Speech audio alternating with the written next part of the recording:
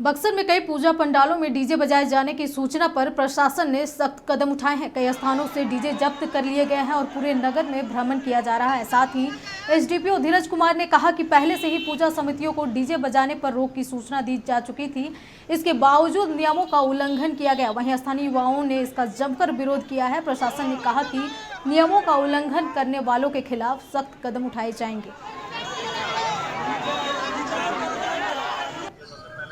कि प्रशासन जिस तरीके से यहाँ पे दुर्गा पूजा का ये नवरात्र का त्यौहार है और इस बीच में प्रशासन ने यहाँ पे किया गया कि यहाँ पे डीजे बज रहा था, तो लिखित में यहाँ पे दे भी दिया गया कि ये डीजे बंद हो चुका था। लेकिन उसके बाद थोड़ी देर बाद प्रशासन क्या करती है कि कुछ सिपाहियों को भेज करके यहाँ से पूरा डीजे बॉक्स उठवाने का काम किया गया। तो ये पूरी तरीके से क्या है कि प्रशासन की ज्यादती और मनमानी है इस तरीके से, क्योंकि लिखित में आपने दे दिया फिर उसके बाद उठवाने का ये क्या तरीका है।